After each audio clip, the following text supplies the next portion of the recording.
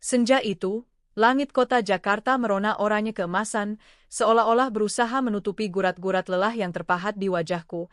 Aku selalu melakukan yang terbaik untuk aku dan suamiku Bima. Aku selalu mengusahakan untuk memiliki buah hati yang selama ini kita nantikan. Kami menjalani usaha dan semua ini dengan sangat bahagia dan saling mendukung. Aku selalu percaya bahwa rumah tangga dibangun di atas pondasi kepercayaan. 5 tahun sudah aku menikah dengan Bima, suamiku. Kami menjalani hari-hari seperti pasangan lain pada umumnya, tertawa bersama, berdebat soal hal-hal kecil, dan saling menguatkan ketika ada masalah. Bedanya, kami belum dikaruniai anak. 5 tahun penantian itu bukanlah waktu yang singkat. Banyak air mata yang kutahan setiap kali melihat teman-temanku menggendong bayi mereka, sementara aku hanya bisa menatap dengan senyum dipaksakan. Bima selalu menenangkan. Sabar ya sayang, kita harus selalu berdoa supaya Tuhan memberi momongan untuk kita.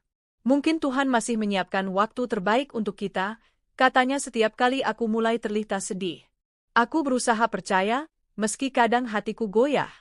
Apalagi mertua di kampung sering menanyakan, apakah kamu sudah mulai hamil? Pertanyaan itu seperti duri kecil yang menancap. Aku hanya bisa menjawab singkat, belum bu, doakan saja ya bu.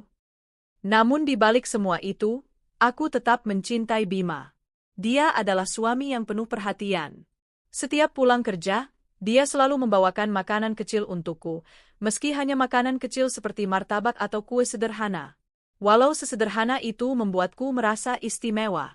Hidupku berjalan seperti biasa sampai kemudian seorang teman lamaku, Bella, mulai sering berkunjung ke rumah.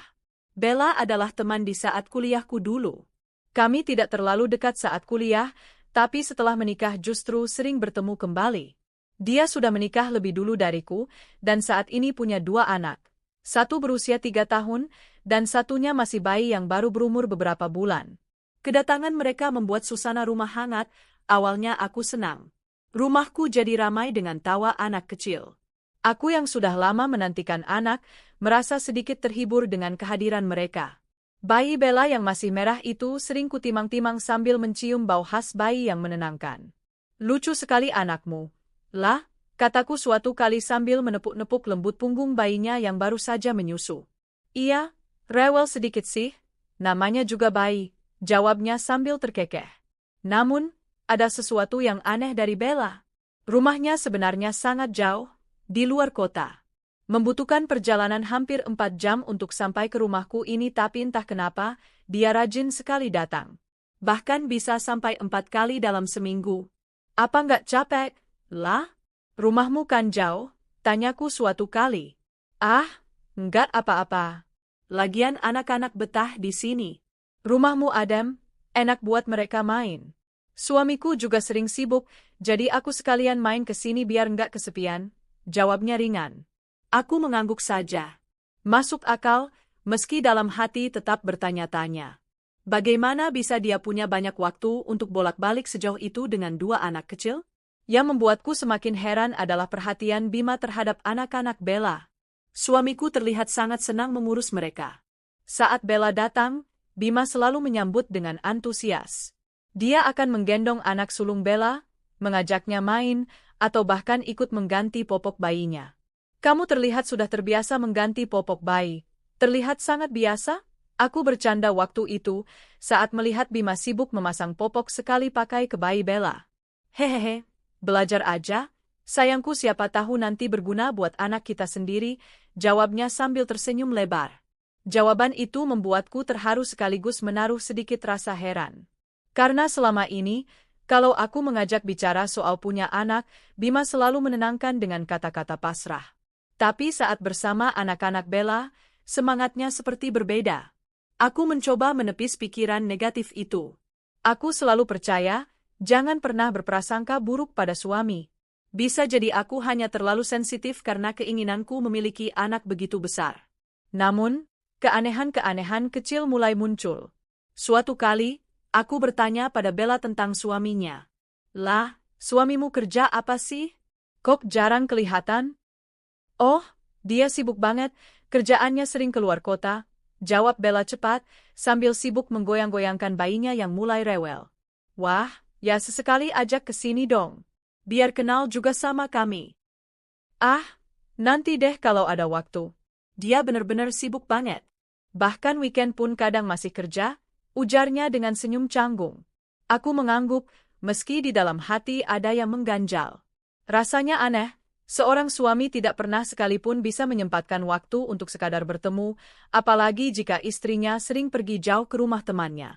Kecurigaanku semakin bertambah ketika suatu malam Bima pulang terlambat dari dinas luar kota. Aku mencoba menelepon Bella untuk menanyakan sesuatu, tapi nomornya tidak aktif. Aneh sekali. Biasanya dia selalu online, selalu aktif membagikan foto anak-anaknya di media sosial. Kenapa ya Bella susah dihubungi akhir-akhir ini? Aku bergumam sendiri. Namanya juga punya bayi, mungkin sibuk kali, jawab Bima enteng ketika aku menyinggung soal itu. Aku hanya mengangguk. Tapi entah kenapa, hatiku terasa tidak tenang. Semakin hari, Bella semakin sering datang. Anehnya, Bima selalu tampak siap menyambut kedatangannya. Bahkan, suatu hari aku melihat kamar tamu tiba-tiba sudah dilengkapi perlengkapan bayi, tempat tidur kecil, selimut, bahkan mainan anak. Mas, ini semua dari mana? Tanyaku heran. Oh, itu aku beli. Biar kalau Bella datang, anak-anaknya bisa nyaman tidur di sini. Kasihan kalau harus bolak-balik bawa perlengkapan dari rumahnya yang jauh, jawab Bima santai. Aku terdiam. Benar sih, alasannya masuk akal. Tapi entah mengapa, hatiku lagi-lagi terasa tidak nyaman. Kenapa Bima begitu perhatian, sampai-sampai mempersiapkan kamar tamu sedetail itu? Padahal kalau aku sendiri meminta sesuatu, dia sering menunda-nunda dengan alasan sibuk. Hari demi hari, kecurigaanku semakin tumbuh. Tapi aku memilih diam. Mungkin aku hanya terlalu lelah dengan penantian panjang anak yang tak kunjung hadir. Mungkin aku terlalu sensitif. Namun, setiap kali melihat Bima tertawa lepas bersama anak-anak Bella, perasaan aneh itu semakin kuat. Aku melihat bagaimana tatapan matanya begitu hangat, penuh kasih, seolah-olah dia sedang menatap anak kandungnya sendiri. Aku berusaha menenangkan diri. Tidak, Bima tidak mungkin begitu. Dia suamiku, dan aku percaya padanya, bisikku dalam hati. Tapi semakin aku mencoba percaya, semakin banyak tanda-tanda kecil yang membuatku goyah. Dan disinilah awal mula sebuah badai besar yang akan mengguncang rumah tanggaku. Hari-hari berikutnya, perasaan tidak nyaman itu semakin mengganggu pikiranku. Bella semakin sering datang, bahkan kadang tanpa memberi kabar lebih dulu. Anehnya, Bima selalu tampak senang. Ia akan sigap menyambut, membawakan tas perlengkapan bayi, bahkan menyiapkan minuman sebelum aku sempat bergerak dari ruang tamu.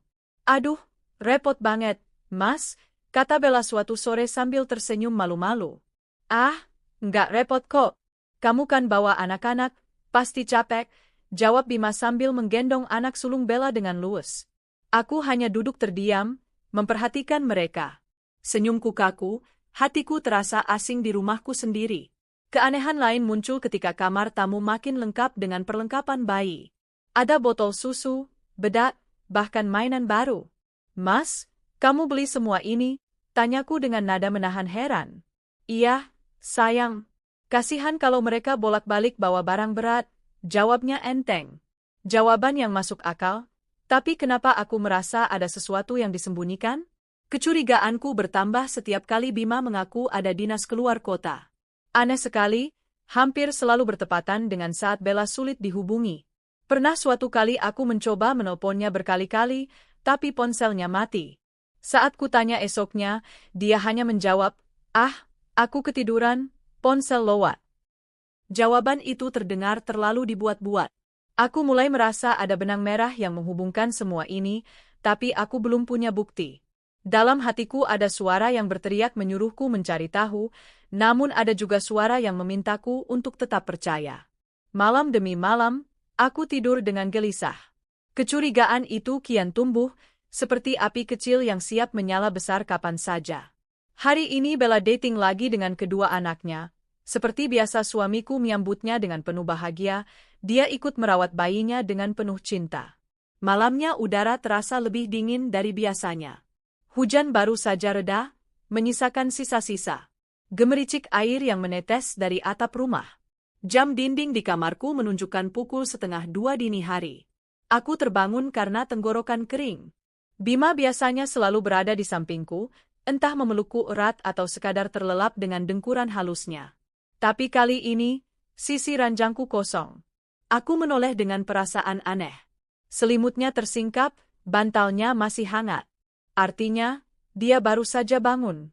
"Mas?" panggilku pelan. Tidak ada jawaban.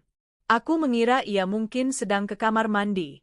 Tapi setelah menunggu beberapa menit, dia tak kunjung kembali. Akhirnya aku bangun, melangkah keluar kamar dengan langkah hati-hati. Rumah terasa sunyi. Aku berjalan menuju dapur, berharap bertemu Bima sedang minum air atau membuat kopi. Tapi ruangan itu kosong. Lampunya mati. Saat hendak kembali ke kamar, samar-samar kudengar suara lirih dari arah kamar tamu. Aku tertegun. Suara itu jelas suara Bima, bercampur dengan suara perempuan. Degup jantungku mendadak kacau. Perlahan aku mendekat. Aku berdiri tepat di depan pintu kamar tamu yang tertutup rapat. Suara percakapan itu semakin jelas. "Mas, kamu yakin semua aman?" Aku takut ketahuan, suara perempuan itu terdengar jelas. Aku mengenal suara itu, suara Bella. "Tenang saja, sayang. Selama ini dia nggak curiga. Lagian, semua kebutuhanmu kan sudah aku siapkan di sini. Kamu nggak perlu repot lagi," jawab Bima dengan nada lembut, penuh kasih. Dadaku serasa ditikam. Aku menempelkan telinga di pintu. "Tapi rumah di luar kota itu gimana, Mas?" Cicilannya makin besar. Aku takut kalau suatu saat dia tahu, Bella kembali bersuara, kali ini lebih cemas. "Kamu nggak usah khawatir. Semua cicilan aku ambil dari dana perusahaan. Dia nggak akan tahu. Dia percaya penuh sama aku yang urus keuangan. Rumah itu untuk kamu dan anak-anak kita." "Lah," ucap Bima, suaranya penuh keyakinan. Aku hampir terjatuh. Kata-kata itu mengguncang seluruh tubuhku. "Anak-anak kita." Aku menutup mulut dengan tangan agar tidak berteriak. Jadi benar, dua anak yang selama ini kubelai, kupeluk, kuciumi, adalah darah daging suamiku sendiri. Suamiku yang selama 4 tahun ini kutunggu memberiku keturunan, justru menabur benihnya pada sahabatku sendiri. "Mas, aku kadang merasa bersalah sama dia," suara Bella terdengar serak. "Jangan dipikirin, lah. Dia itu kan, ya, sudah 4 tahun gak bisa kasih aku anak. Kamu malah bisa." "Aku bersyukur ada kamu," balas Bima sambil terkekeh pelan. Aku gemetar. Kata-kata itu lebih menyakitkan daripada 1000 pisau yang menancap di tubuhku. Aku dianggap mandul, sementara rahasia terbesarku adalah aku sedang mengandung. Aku ingin berteriak, ingin membanting pintu kamar itu, tapi kakiku lemas. Aku mundur perlahan, kembali ke kamarku dengan tubuh bergetar. Air mataku mengalir deras tanpa bisa kucegah. Dunia seakan runtuh malam itu. Namun di tengah rasa hancur, sebuah tekad muncul. Aku tidak boleh gegabah. Aku harus menyelamatkan diriku, anakku, dan asetku. Kalau aku hanya mengandalkan emosi, aku bisa kehilangan semuanya. Aku mengambil ponsel dari meja samping ranjang. Dengan tangan gemetar, aku membuka aplikasi perekam suara. Pelan-pelan, aku kembali mendekati kamar tamu dan menempelkan ponsel ke dekat celah pintu. Suara mereka masih terdengar jelas. Aku juga kepikiran, "Mas, gimana kalau suatu saat dia tahu? Apalagi kamu masih tinggal seatap sama dia." "Sudahlah, dia terlalu lugu. Nggak mungkin curiga.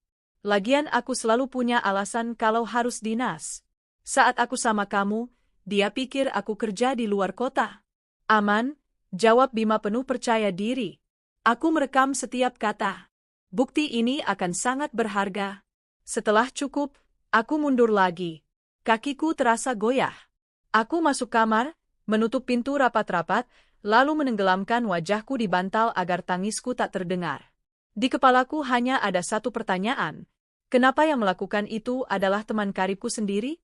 Aku teringat semua momen ketika Bella datang ke rumah, betapa aku tulus menyambutnya. Aku sering menyiapkan makanan untuknya, membantu menggendong bayinya, bahkan membelikan mainan untuk anak-anaknya. Dan ternyata, Semua itu hanya menambah sakit di hatiku, karena tanpa kusadari aku sedang merawat buah hati dari perselingkuhan suamiku. Malam itu aku hampir tidak tidur sama sekali. Sesekali aku menatap sisi ranjang kosong di sampingku. Bima masih di kamar tamu, bersama wanita yang selama ini kusebut sahabat. Tangisku mereda, berganti dengan ketenangan dingin. Aku tahu, aku harus melakukan sesuatu. Tapi bukan sekarang. Aku akan menunggu waktu yang tepat. Aku harus menyusun langkah dengan hati-hati. Aku menyentuh perutku yang masih rata, tempat janin kecil bersemayam. Nak, maafkan Mama. Kamu harus kuat, ya. Mama janji akan melindungimu. Kamu adalah kekuatan Mama, bisikku sambil terus mengusap perutku. Malam itu, di tengah rasa hancur dan pengkhianatan, aku membuat keputusan. Aku tidak akan langsung menghakimi mereka. Aku akan berpikir waras, menyelamatkan asetku dulu, lalu menyerang dengan cara yang paling menyakitkan, mengungkap semua kebusukan mereka di hadapan dunia. Aku menarik napas panjang. Hatinya boleh saja hancur, tapi pikiranku harus tetap jernih. Permainan baru saja dimulai. Malam itu, ketika hujan kecil masih meninggalkan bau tanah basah di halaman, aku duduk terpaku di tepi tempat tidur. Hembusan napas beratku naik turun, satu-satunya suara di kamar yang sunyi. Di sela-sela ketakutan dan kecewa, ada satu hal yang tetap mengendalikan pikiranku. Aku harus melindungi janin ini. Ia tidak bersalah. Ia adalah alasan terakhir yang membuatku tak jatuh ke jurang amarah yang buta. Ada dorongan untuk mengobrak-abrik kamar tamu, mencabik-cabik baju-baju yang menempel di lemari, menghancurkan barang-barang yang pernah kuberi. Namun aku menahan diri. Emosiku rapuh seperti gelas tipis, jika retak, semua akan tumpah dan tak ada lagi yang bisa diperbaiki. Aku perlu strategi, bukti, langkah yang membuat mereka benar-benar kehilangan apa yang telah mereka curi dariku, kehormatan, reputasi, dan, terutama, akses ke sumber daya yang memudahkan mereka tetap bersembunyi. Bima tidak tahu bahwa aku tahu. Dia yakin kamuflasenya sempurna. Itu yang membuatku lebih tenang. Aku bisa bergerak di belakang layar, menata papan catur satu persatu. Langit masih gelap ketika aku mengunci kamar. Aku menyalakan lampu meja, membuka laci kecil tempat kuletakkan kunci-kunci cadangan, dan mengambil power bank serta ponsel. Aku memutar ulang rekaman suaranya beberapa kali, mendengarkan kata demi kata hingga suaranya menjadi latar yang basi. Suara Bella, suaranya Bima, kata-kata mereka yang mengakui, yang merendahkan, yang membeberkan fakta bahwa ada rumah di luar kota yang dicicil dari uang perusahaan yang kuberi kepercayaan padanya. Kebenaran itu seperti racun yang luruh perlahan ke tulang. Tetapi racun itu juga bahan bakar. Pertama, bukti. Aku sudah punya rekaman. Tetapi rekaman suara, walau berat, mungkin mudah diabaikan oleh pembela mereka. Aku butuh bukti visual, percakapan tatap muka, gestur, suasana kamar yang memperlihatkan intimasi. Aku butuh bukti transfer uang, catatan bank, bukti pembayaran cicilan rumah, bukti pengalihan dana. Aku juga butuh sandaran hukum agar saat aku bergerak, langkahku tak bisa digugat balik dengan mudah. Aku menyusun rencana sederhana namun rapi di kepala. Malam ini aku akan merekam lebih banyak. Jika mereka lengah dan masih di rumah, aku akan mendapatkan rekaman video. Pagi ini aku akan menelepon bank sebagai pemilik perusahaan untuk membekukan akun tertentu dan menonaktifkan kewenangan tanda tangan suami. Aku akan mengontak pengacara yang pernah kubayar beberapa bulan lalu untuk hal-hal administrasi perusahaan. Aku tak akan menunggu sampai besok. Semua harus dilakukan hari ini juga. Tangan gemetar saat aku menulis daftar singkat di selembar kertas. 1. Bukti audio, aman. 2. Rekaman visual, cari momen. 3. Blokir ATM, akses rekening, hubungi bank. 4. Hentikan cicilan rumah, perintah bank. 5. Siapkan backup, salin file, kirim ke cloud. 6. Kontak pengacara, instruksikan tindakan hukum darurat. 7. Rencanakan pengungkapan strategis, kapan dan kepada siapa. Aku beringsut dari tempat tidur, menuruni anak tangga yang berderit pelan. Rumah masih gelap, hanya lampu temaram di ruang tamu yang menyala. Bella dan anak-anaknya tertidur di kamar tamu. Bella tampak ikut memeluk salah satu dari 2 bantal kecil yang sengaja disiapkannya. Ia tidur seperti bayi yang aman. Bima? Entah masih terlelap atau memang sedang berjaga, kupikir kemungkinan besar dia tidur di kamar tamu bersama Bella. Mereka terlalu percaya. Produksi bukti harus dilakukan tanpa membahayakan anak-anak. Mereka tidak tahu apa-apa dan tidak perlu menjadi bagian dari pertarungan ini. Aku menolak ide merekam ketika ada anak di frame yang memperlihatkan wajah mereka. Fokusku pada percakapan dewasa, pada gestur intim, pada bukti transfer atau dokumen yang bisa kulihat. Jika perlu, aku akan mengkapture percakapan saat mereka berbicara di depan komputer atau saat membuka aplikasi bank. Lagi pula mereka sudah sering santai, membuka laptop di meja makan. Aku kembali ke kamarku, mengganti pakaian dengan sesuatu yang hitam dan tipis, agar aku bisa lebih mudah bergerak tanpa menarik perhatian. Kuambil jaket tipis, sepatu, dan power bank. Kuisi ulang ponsel itu sampai penuh. Di dalam kamarku aku membuka laptop, menyalin file rekaman audio yang sudah ada kedua flash disk untuk menjaga cadangan. Kupilih nama file biasa-biasa saja agar tidak mudah dibaca oleh siapapun yang membuka folderku. Kemudian aku mengirim salinan ke akun cloud yang hanya kuakses lewat akun pribadi. Jika terjadi sesuatu padaku, dokumen-dokumen itu harus bisa terlihat oleh orang lain. Tidak untuk mempublikasikannya sekarang, tapi sebagai amanat. Kupastikan cloud diatur dengan 2 langkah autentikasi agar tidak mudah diakses orang lain, termasuk Bima. Ketika jam menunjukkan pukul 4 pagi aku menekan tombol panggilan. Nomor yang kusebutkan adalah nomor pengacara, seorang perempuan energik bernama Sinta yang beberapa bulan lalu kulibatkan untuk menyiapkan beberapa dokumen perusahaan. Aku pernah membayar lebih untuk memastikan profesionalitasnya, hari ini aku akan memetik faedahnya. Telepon berdering 3 kali sebelum ada jawaban. Sinta? Ini aku, Maya. Maaf kalau malam-malam begini, aku butuh bantuanmu sekarang. Suaraku berat, tapi terkontrol. Ada jeda sejenak. Maya? Kenapa? Suaramu, apa kau baik-baik saja? Aku butuh tindakan darurat untuk perusahaan.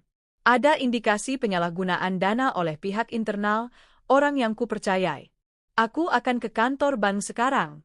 Bisakah kau standby dan menyiapkan surat kuasa pencabutan sementara tanda tangan?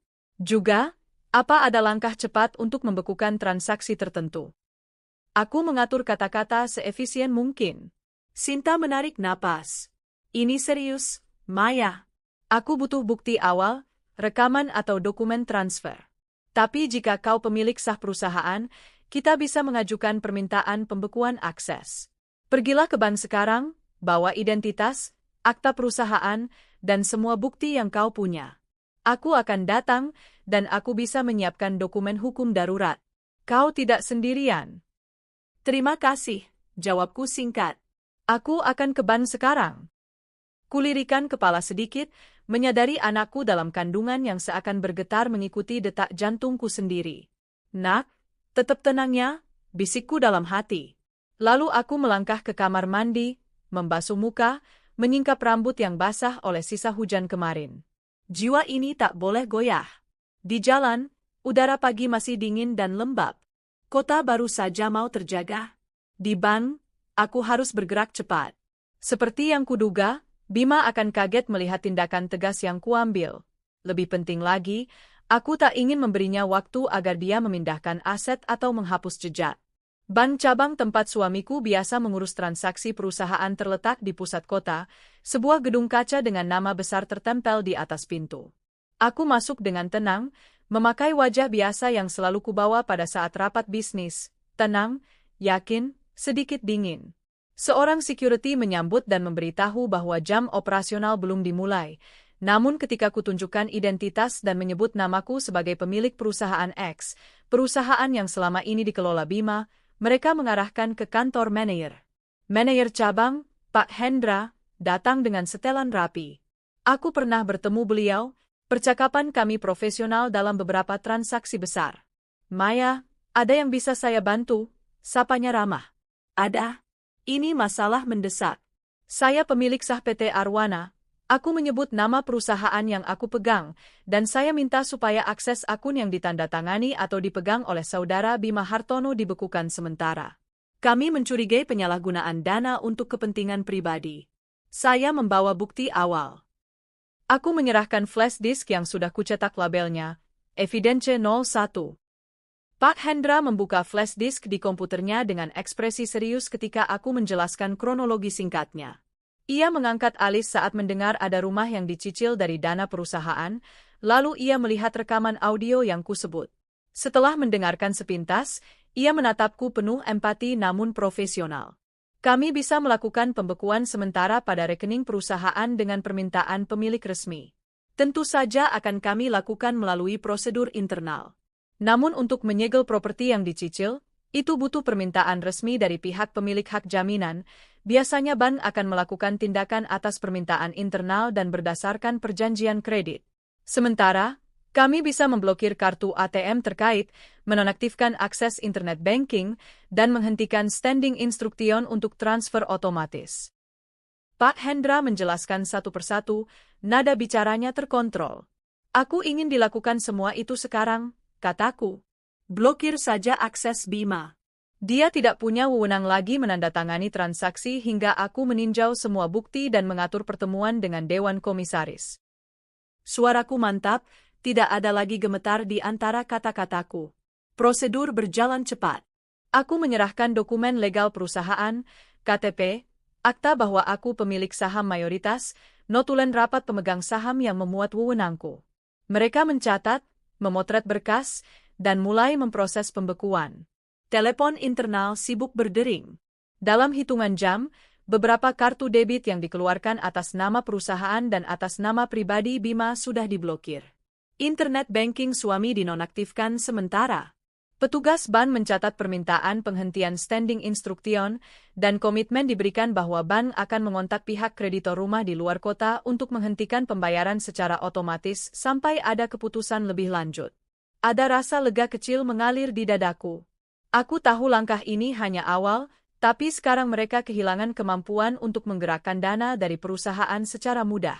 Setelah keluar dari bank, aku bertemu dengan Sinta di sebuah kafe terdekat. Ia datang dengan rapi, membawa map tebal. Sudah kubaca beberapa filmmu, katanya sambil menatapku serius. Ini lebih dari skandal rumah tangga. Ada unsur pemalsuan tanda tangan, pengalihan dana. Kita harus teliti. Tapi langkah pertama yang kau ambil benar, membekukan akses dan menonaktifkan otoritas suami. Sekarang kita butuh bukti transfer, bukti penerimaan, dan bukti penggunaan uang itu untuk properti yang terdaftar atas nama mereka. Sinta lalu mengeluarkan buku catatan berisi langkah hukum mendesak, permintaan penetapan darurat untuk mengubah struktur kepengurusan perusahaan, surat perintah kepada bank untuk menahan transaksi yang mencurigakan, permintaan pencabutan kuasa yang pernah diberikan kepada Bima, dan jika perlu, mengajukan gugatan perdata atas pelanggaran fiduciary duty, kewajiban fidusia, yang telah ia langgar. Kata-kata itu berat dan terdengar profesional, membuat dadaku penuh dengan gairah dingin. Aku merasa seperti kembali menguasai medan tempur. Sinta menatap dalam. Maya, kau harus siap. Ini akan menjadi perang. Mereka tidak akan menyerah. Bima mungkin akan mencoba minta akses darurat, mengklaim ada transaksi.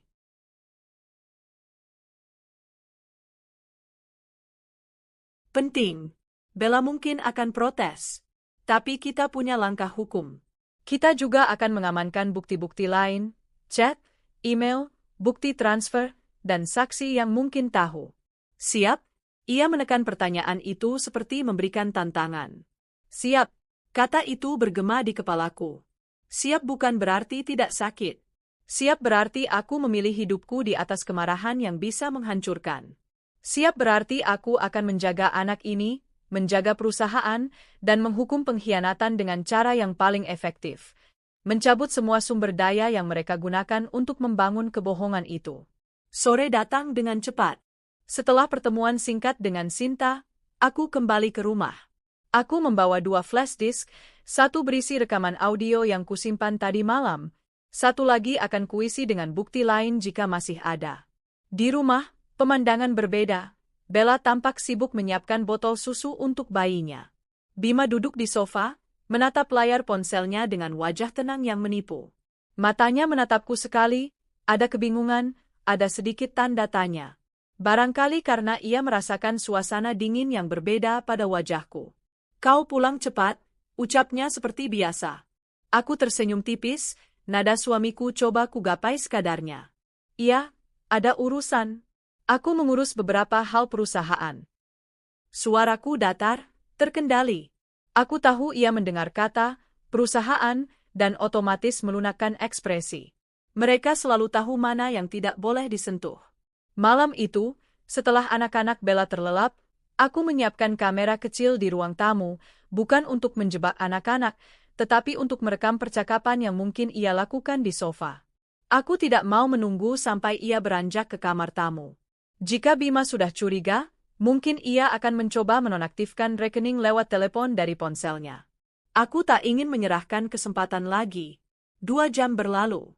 Mereka berpindah ke kamar tamu pada tengah malam, sama seperti biasanya. Aku menarik napas panjang, memutuskan untuk mundur. Bukti yang kubutuhkani, rekaman audio, cukup untuk memulai langkah hukum. Namun dalam hatiku ada sayatan tajam. Pagi ini aku menahan diri dari ledakan emosi, aku memilih tindakan. Karena kemarahan tanpa rencana hanya akan membuatku kehilangan kendali atas perusahaan dan anakku. Sebelum tidur, aku menata bukti-bukti yang sudah kubawa, akta perusahaan, list transaksi, beberapa screenshot percakapan Bella dan Bima, yang sempat kutangkap ketika Bella terburu-buru meminjam ponselku untuk menunjukkan foto anaknya. Aku menuliskan kronologi kecilnya. Lalu aku menyimpan semuanya di brankas kecil yang selalu kuhemat di rumah. Brankas itu kini berisi bukti-bukti yang bisa membuat hidupku hancur atau menyelamatkanku. Kubiarkan malam menelan seluruh kerinduan dan kekecewaan. Aku tahu ini bukan akhir. Ini baru permulaan. Dalam kehancuran, kuletakkan fondasi pembalasan yang dingin. Bukan untuk membalas dengan kotor, tetapi untuk menegakkan keadilan atas apa yang telah dicuri dari hidupku. Ketika akhirnya aku menutup mata, bukan tidur yang datang.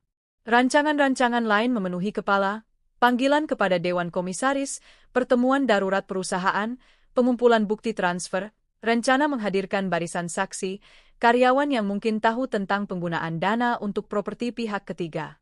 Aku merasa lelah, namun di sisi lain, lebih bergairah dari sebelumnya. Ada kelegaan aneh di hatiku, kelegaan karena sekarang aku tahu siapa lawanku, dan aku tahu apa yang harus kulakukan. Aku menutup bagian terakhir dari hari itu dengan satu janji kecil kepada diriku sendiri dan bayi di perutku, aku akan jaga kamu. Aku akan kembalikan kehormatan kita. Dan ketika semua ini berakhir, kau akan tahu siapa ibumu, seorang wanita yang tak pernah menyerah. Malam itu, ketika hujan mulai turun kembali, air menampar jendela seperti tepuk tangan, aku tertidur dalam keadaan waspada. Esok adalah hari baru, dan aku sudah memutuskan akan menggunakannya untuk membangun kembali kehidupan yang seharusnya menjadi milikku. Pagi itu udara terasa berat, seperti beban yang mengendap di ujung-ujung rambutku.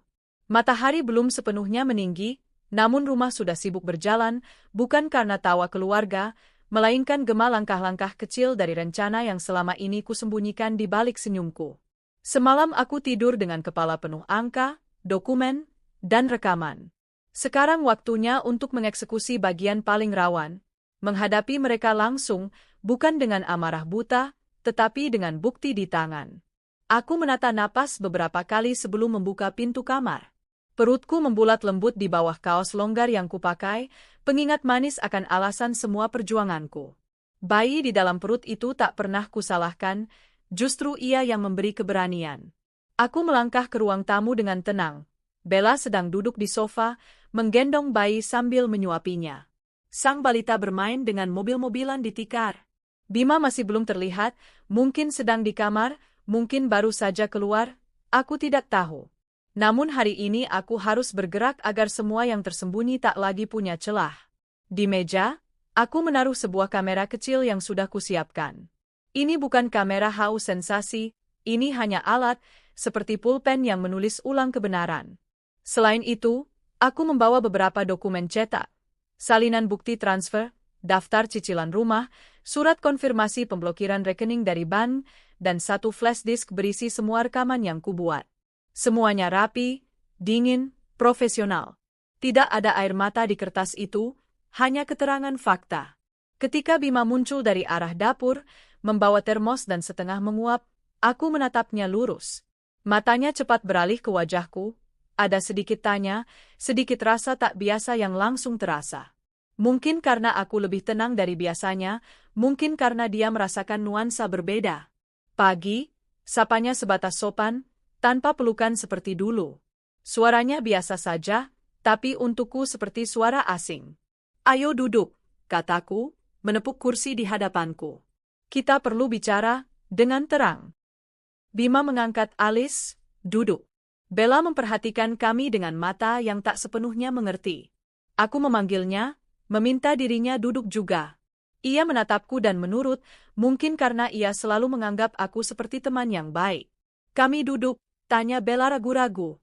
Kita duduk, jawabku pelan. Aku ingin kalian dengar beberapa hal dari aku langsung. Aku mengeluarkan flash disk, memasukkannya ke laptop, dan memutar bagian rekaman yang kupunya.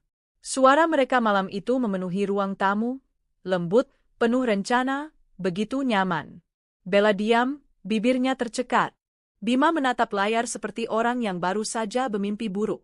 Setelah rekaman berhenti, ruangan hening beberapa detik.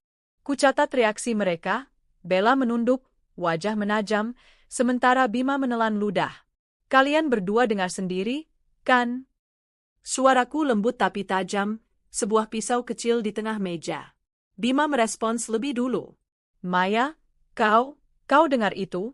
Suaranya serak, penuh kebingungan bercampur kemarahan yang rapuh. Aku dengar, jawabku. Dan itu bukan semua? Aku menarik napas dan membuka map, menaruh lembar demi lembar bukti di atas meja. Salinan bukti transfer terlihat jelas, nomor rekening, tanggal, jumlah. Salinan perjanjian kredit atas nama Bella tertera, beserta bukti setoran yang diambil dari rekening perusahaan. Di atas semuanya ada surat konfirmasi dari bank yang kukantongi pagi tadi, permintaan pembekuan sementara kartu dan akses suami sudah diproses atas nama pemilik resmi perusahaan. Ini semua dari rekening perusahaan yang kukelola, jelasku. Yang kamu gunakan, Bima. Ini bukan uang pribadi. Ini uang yang seharusnya dipakai untuk operasional, gaji karyawan, pengembangan. Bukan untuk melunasi rumah pribadi kalian. Wajah Bima berubah. Ia mencoba bicara, namun suaranya tertahan. Maya, kamu salah paham. Aku hanya membantu keluarga. Bantuan untuk siapa, Ra? Untuk istrimu? Untuk keluargamu? Atau untuk istrimu yang selama ini selalu kuterima di rumah ini? Aku menunjuk pada Bella. Jangan buat aku pura-pura tidak mengerti. Aku tahu semuanya. Aku tahu rumah di luar kota itu atas nama Bella. Aku tahu cicilannya berasal dari transfer yang sama berulang kali. Aku tahu dia yang kau sebut, anak-anak kita, bukan sekadar kata manis. Bella mengangkat kepala, matanya berair. Maya, tolong, dengarkan aku. Suaranya memelas. Kami tidak bermaksud menyakiti. Kami cuma... Kalian tidak berhak berkata begitu, potongku dingin. Kalian telah memakai rumahku sebagai tempat berteduh, memanfaatkan kemurahan rumah tangga yang kurajut selama bertahun-tahun. Kau datang membawa 2 anak yang kubela seolah-olah mereka anak saudaraku, Bella. Padahal mereka adalah bagian dari hidupmu dan orang yang selama ini aku cintai, Bima. Sejenak Bella menutup wajahnya, terisak. Balita kecil itu bingung melihat tangisan ibunya. Aku mengalihkan pandangan dari mata anak kecil itu, karena emosiku mudah menyeruak saat melihatnya. Anak-anak tak pantas menjadi alat pembalasan. Jadi apa yang kau inginkan, Maya? Tanya Bima, suaranya mulai keras, marah muncul di balik keheningan. Keadilan. Langkah hukum. Dan apa yang pantas terjadi? Kalian harus pergi dari rumah ini malam ini, jawabku. Aku sudah memblokir aksesmu ke rekening. Aku sudah menghentikan standing instruction. Aku sudah meminta ban melakukan penyegelan sementara pada rumah kalian karena cicilan tidak dapat dilanjutkan. Semua proses ini sudah berjalan. Aku juga sudah mengirim salinan rekaman dan bukti ke Dewan Direksi. Aku bukan mencari pengampunan, aku menegakkan hak. Kemarahan Bima berubah jadi kehampaan. Ia berdiri, langkahnya mendadak tak karuan. Kau main hakim sendiri. Aku bekerja untuk perusahaan kita. Siapa kau sehingga bisa membuat keputusan seperti ini seorang diri? Kau tahu resikonya? Tentu aku tahu resikonya, jawabku. Tapi aku juga tahu bahwa kau menyalahgunakan wewenangmu. Aku pemilik perusahaan ini, Ra. Bukan kau. Aku yang bertanggung jawab pada karyawan, bukan pada sandiwara kalian. Suaraku tidak meninggi, tetapi setiap kata mengandung berat yang menyesakkan. Mereka mencoba berargumen, memelas, memaki. Bella menangis-nangis, memohon agar aku mempertimbangkan anak-anak. Ia berkata bahwa suaminya menyesal, bahwa ia sendiri akan memperbaiki semuanya. Semua itu seperti klise pengkhianatan yang mengejek. Aku menatap mereka dengan dingin. Jika penyesalan kalian itu nyata, buktikan. Pergi ke bank, buat pernyataan tertulis, kembalikan semua dana yang telah diambil, dan serahkan bukti-bukti legal atas rumah itu. Tapi sekarang, aku tak ingin kalian berada di rumahku lagi. Kalian harus pergi.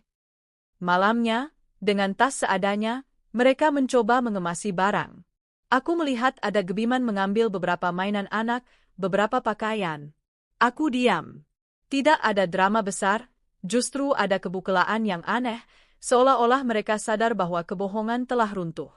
Sebelum mereka turun ke garasi, aku membuat keputusan yang sudah lama kupersiapkan.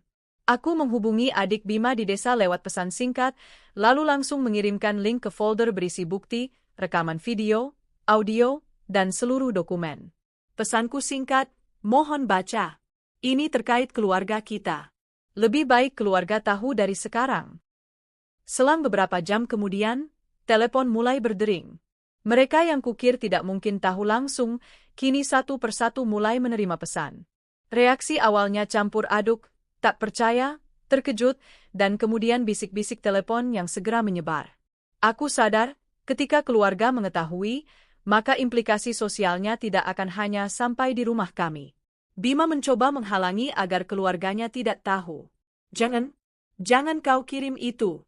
Dia bukan pahlawan yang harus kau bawa-bawa ke keluarga kami, ia berteriak, nadanya pecah.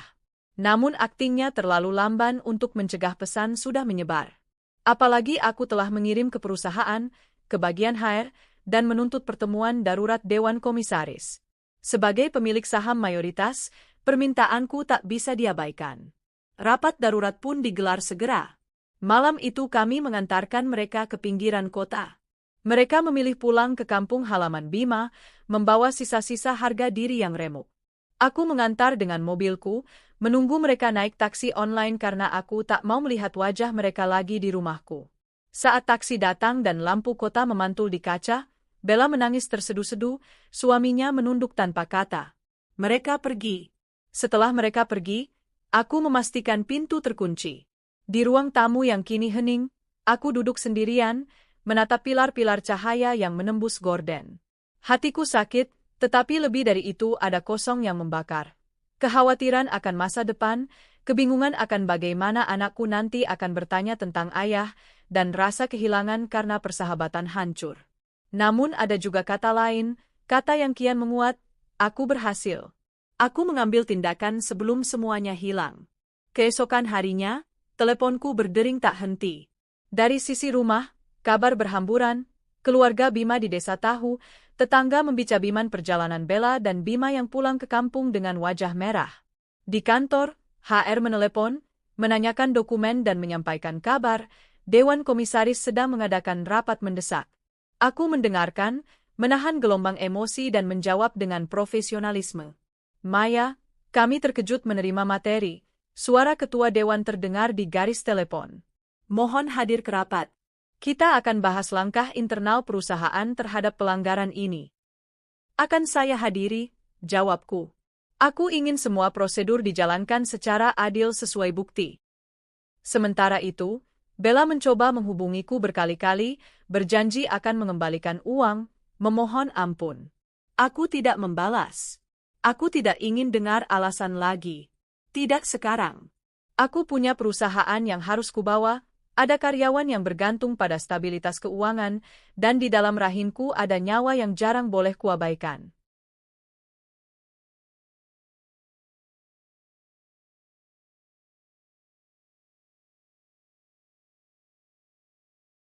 Hari-hari berikutnya, hidup mereka runtuh dalam cara yang pantas terjadi setelah sebuah kebohongan besar. Ban mengirimkan surat yang menyatakan bahwa cicilan yang berasal dari Standing Instruction telah dihentikan dan bahwa properti yang menjadi jaminan kini dalam proses penyegelan administratif sampai ada penetapan hukum yang jelas. Mobil yang pernah mereka gunakan untuk bepergian beberapa kali pun sempat terkena cek, karenanya mereka tak bisa leluasa menggunakan aset-aset yang selama ini membantu mereka bersembunyi.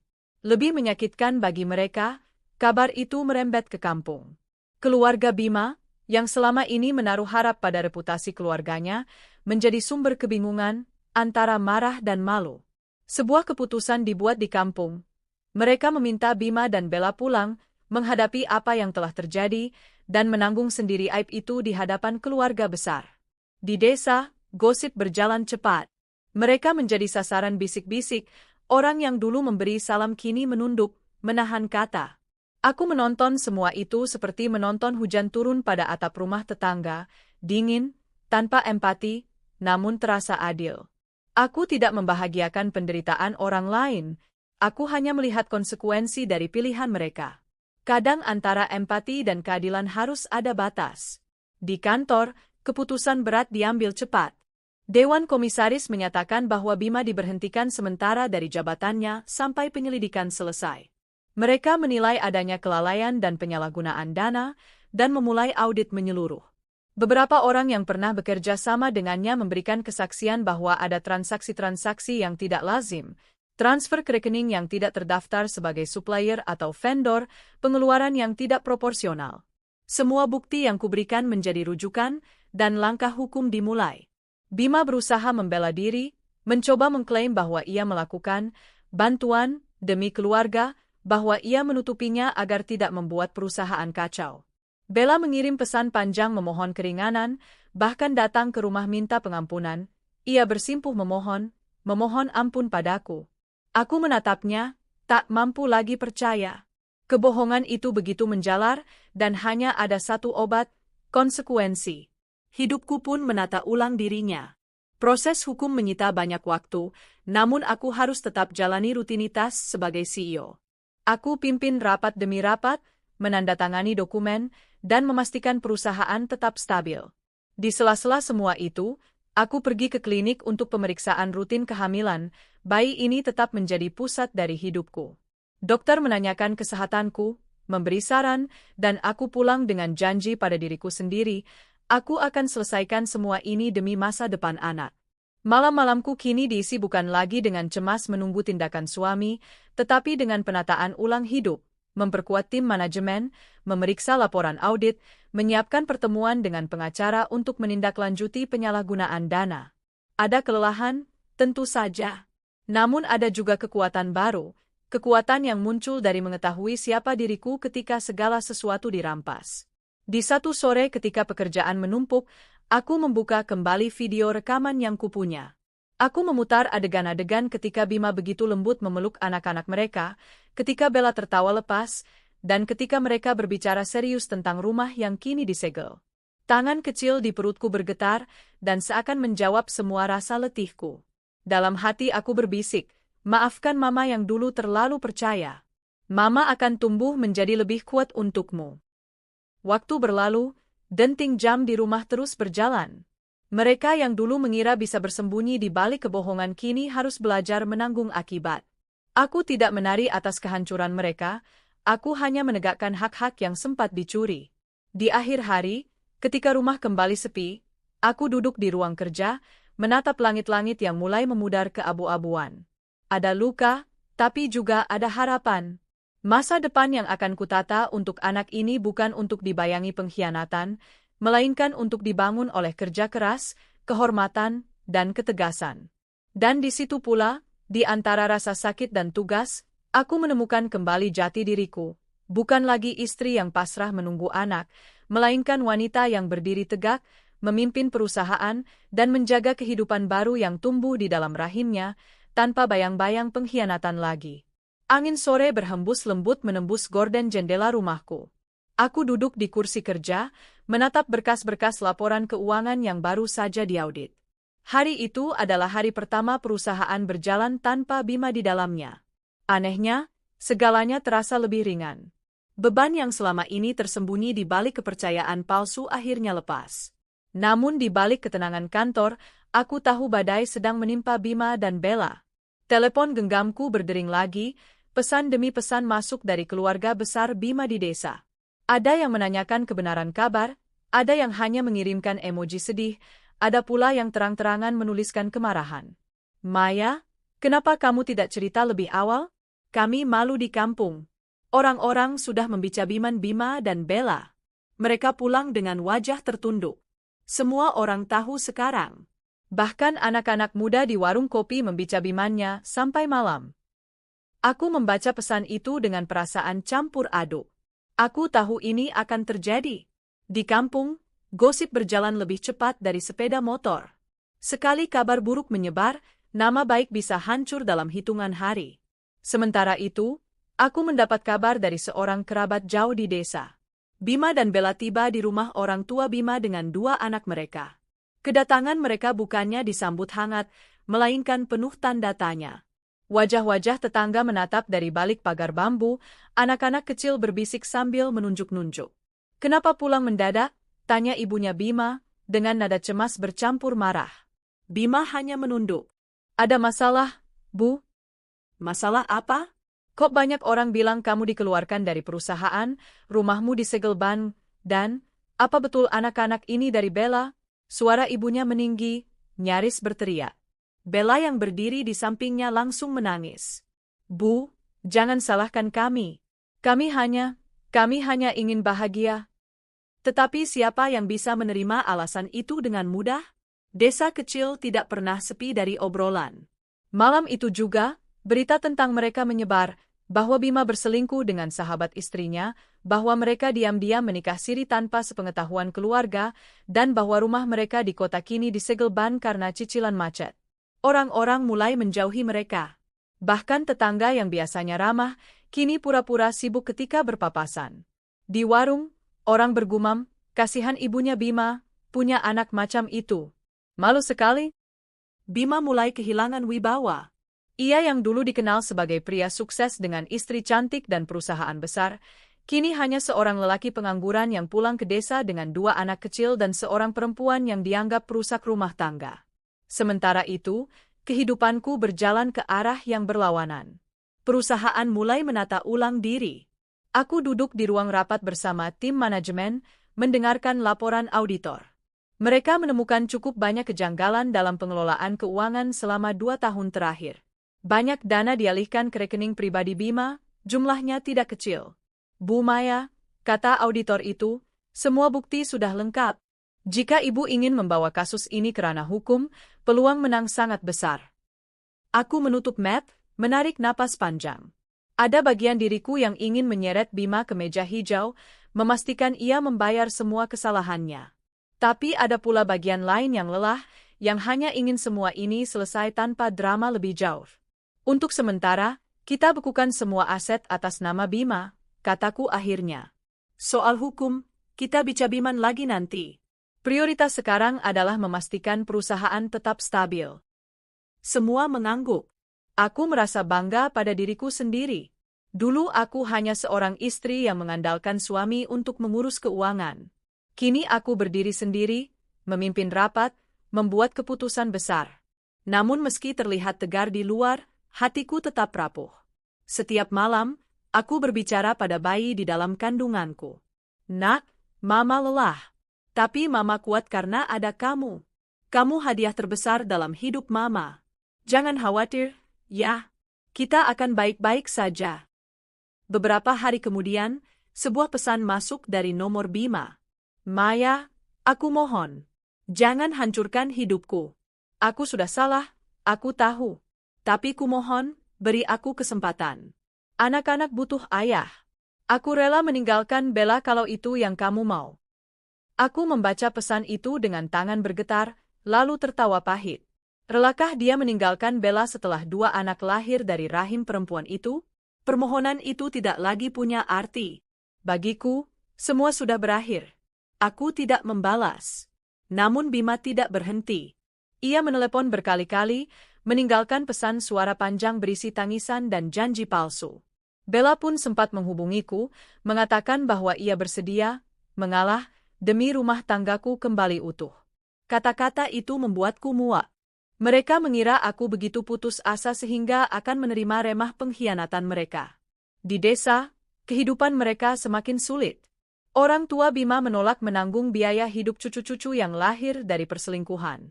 Mereka berkata, kalau kalian bisa berani melakukan itu, kalian juga harus berani menanggung akibatnya. Bima mencoba melamar pekerjaan di kota kecil terdekat, tetapi setiap kali orang mendengar namanya, mereka langsung menghubungkannya dengan skandal perusahaan. Nama baiknya sudah hancur. Bella pun tidak tahan. Ia menangis setiap malam, menyesali pilihannya. Tapi penyesalan datang terlambat. Anak-anak yang tak tahu apa-apa harus ikut merasakan dampaknya, kadang lapar, kadang sakit tanpa bisa segera dibawa ke dokter. Aku mendengar kabar itu dari jauh, dan meskipun ada rasa iba pada anak-anak, aku menutup hatiku. Mereka memang tidak salah, tapi aku juga harus menjaga diriku dan anakku sendiri.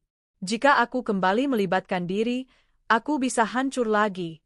Hari demi hari, aku belajar hidup tanpa bayang-bayang suami.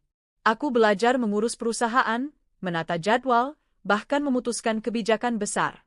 Di rumah, aku mulai menyiapkan kamar bayi, membeli perlengkapan kecil satu persatu. Ada rasa sepi, tentu. Namun setiap kali aku mengusap perutku, aku tahu aku tidak sendirian. Teman-teman lama mulai datang mendukungku. Beberapa karyawan bahkan berkata, "Bu, kami bangga punya pemimpin seperti Ibu. Ibu kuat sekali." Kata-kata itu menambah semangatku. Suatu malam, aku berdiri di balkon, menatap langit penuh bintang. Aku memejamkan mata, membiarkan angin malam menyentuh wajahku. Dalam hatiku, aku berjanji, aku akan melahirkan anak ini dalam keadaan terhormat. Aku akan membesarkannya dengan cinta, tanpa harus bergantung pada seorang pengkhianat. Aku akan membangun masa depan baru. Waktu berjalan cepat. Beberapa bulan kemudian, rumah Bella di luar kota resmi disita bank. Mereka kehilangan tempat tinggal. Bima mencoba kembali ke rumah orang tuanya, tapi keluarga menolak. "Kami tidak bisa menanggung aibmu lagi," kata ayahnya dengan tegas. Akhirnya mereka hidup berpindah-pindah, menumpang dari satu rumah ke rumah lain. Dari seorang pria terhormat dengan karir mapan, Bima berubah menjadi pria yang dikucilkan, dipandang rendah, bahkan dianggap beban. Bella pun kehilangan semua teman. Tidak ada yang mau dekat dengannya, takut terkena gosip. Aku mendengar kabar bahwa suatu hari, Bima mencoba kembali datang ke kantor. Ia berdiri di depan pintu, memohon agar diizinkan masuk. Tetapi satpam menahannya, mengatakan bahwa ia sudah resmi diberhentikan. Ia mengamuk, berteriak, sampai akhirnya diamankan oleh pihak keamanan. Berita itu sempat beredar, membuat reputasinya makin hancur. Di sisi lain, aku semakin kuat. Aku mulai berbicara di hadapan forum bisnis, menjalin kerjasama baru dengan investor, dan mendapat pengakuan sebagai pemimpin perusahaan. Banyak yang awalnya meragukan kemampuanku, kini mulai kagum. Setiap langkah yang kuambil bukan hanya untukku, tetapi juga untuk anakku. Aku ingin ia lahir di dunia yang tahu ibunya bukan wanita lemah yang ditinggalkan, melainkan wanita kuat yang mampu bangkit dari pengkhianatan. Aku tahu perjalanan masih panjang. Tapi aku juga tahu satu hal, aku tidak lagi takut kehilangan. Aku sudah kehilangan suami, sahabat, bahkan sebagian dari diriku. Tapi aku menemukan sesuatu yang lebih besar, diriku yang sebenarnya. Langkah-langkahku bergema di lantai marmer rumah yang kini terasa begitu luas dan sepi. Dulu, setiap sudut rumah ini menyimpan tawa, obrolan ringan, dan janji-janji manis yang kian hari semakin terasa pahit. Namun kini, aku menata semuanya kembali, bukan untuk menghapus masa lalu, melainkan untuk membuka lembaran baru. Perutku semakin membesar. Bayi yang kutunggu selama 4 tahun kini hadir di rahimku, bergerak-gerak seolah memberi tanda bahwa aku tidak sendirian. Setiap tendangannya adalah pengingat bahwa aku punya alasan kuat untuk terus melangkah. Malam itu, aku duduk di kamar bayi yang sudah kususun rapi. Dinding dicat lembut warna krem, dipenuhi hiasan bintang dan bulan kecil. Di sudut kamar, sebuah ranjang bayi berwarna putih berdiri kokoh. Aku mengelus perutku, tersenyum sambil berkata pelan, "Nak, sebentar lagi kita akan bertemu. Mama janji, Mama akan mencintaimu sepenuh hati. Kita tidak butuh orang lain untuk bahagia." Sementara aku menyiapkan diri menyambut kehidupan baru, kabar buruk datang dari desa. Aku mendengar bahwa Bima dan Bella semakin terpuruk. Orang tua Bima tak lagi sanggup menanggung beban aib mereka. Bima mencoba mencari pekerjaan sebagai buruh bangunan, tetapi tubuhnya yang terbiasa hidup nyaman tidak mampu menghadapi kerasnya pekerjaan itu. Ia jatuh sakit, batuk-batuk, dan kehilangan tenaga. Bella pun tidak lebih baik. Dengan dua anak kecil yang sering sakit, ia merasa tertekan. Tidak ada lagi teman yang mau menolong. Orang-orang di pasar pun mulai menghindarinya, seolah aib itu bisa menular hanya dengan berbicara dengannya. Aku tahu semua itu karena kabar menyebar cepat. 1-2 kerabat masih memberitahuku, mungkin berharap aku mau menolong. Tapi hatiku sudah tertutup. Aku tidak bisa lagi terjebak dalam lingkaran kasihan pada orang yang telah menghancurkan hidupku. Mereka benar-benar menderita, kata salah satu sepupu Bima yang menemuiku diam-diam di kota. Tapi aku mengerti, mungkin itu memang sudah jalan balasannya. Aku hanya tersenyum tipis. Biarlah waktu yang mengajarkan mereka arti kesetiaan. Hari yang kutunggu akhirnya tiba. Subuh itu, perutku mulas luar biasa. Aku tahu inilah saatnya. Dengan ditemani seorang sahabat lama yang kini kembali mendukungku, aku berangkat ke rumah sakit. Proses persalinan tidak mudah. Rasa sakit datang bergelombang, keringat membasahi wajahku, tubuhku terasa lemah. Tapi setiap kali aku hampir menyerah, aku teringat betapa panjang penantianku. 4 tahun aku berharap, 4 tahun aku berdoa. Aku tidak boleh kalah sekarang. Sedikit lagi, Bu Maya. Ayo dorong. Suara dokter menyemangatiku. Dengan sisa tenaga, aku mendorong sekuat-kuatnya. Teriakan kecil bayi pecah di udara. Tangisku pun pecah bersamanya. Selamat, Bu. Bayi perempuan, sehat dan cantik sekali, kata perawat sambil meletakkan bayi mungil itu di dadaku. Aku memandang wajahnya yang masih merah, matanya yang terpejam, tangannya yang mungil menggenggam jariku.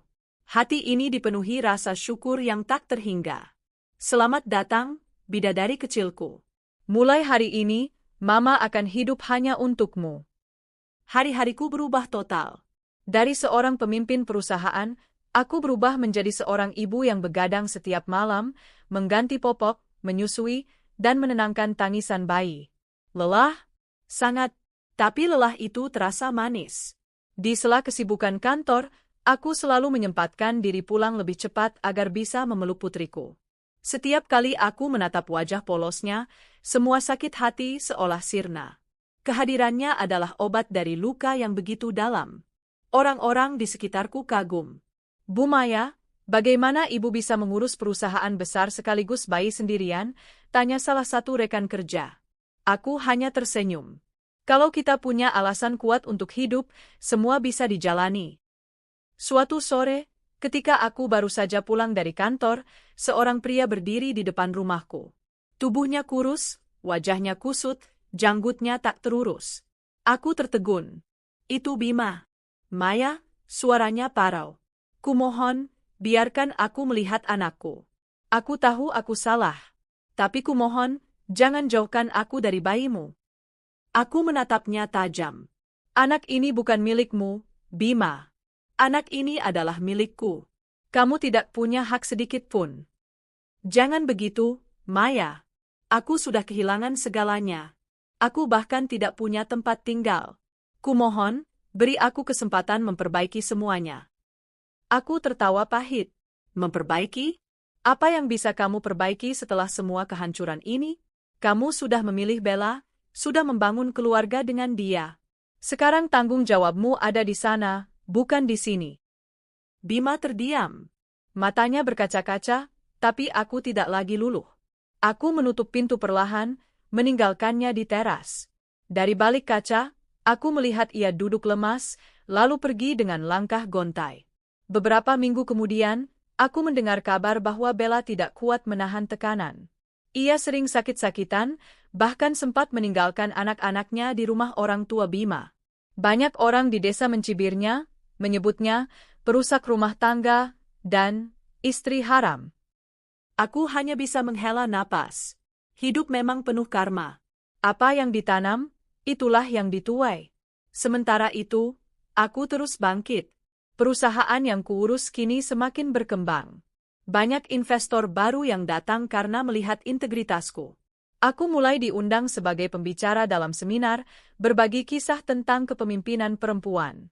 Banyak yang tidak tahu luka di balik senyumku. Tapi aku tidak keberatan. Biarlah orang mengenalku sebagai perempuan kuat yang mampu memimpin, bukan sebagai korban pengkhianatan.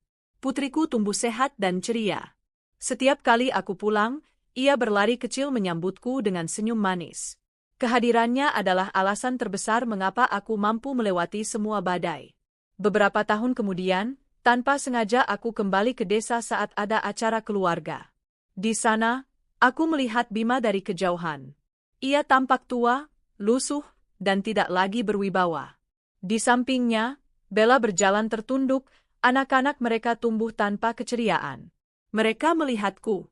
Tatapan mereka penuh penyesalan dan rasa malu. Bima sempat ingin menghampiri, tapi aku hanya menoleh sekilas, lalu menggenggam tangan putriku dan melangkah pergi.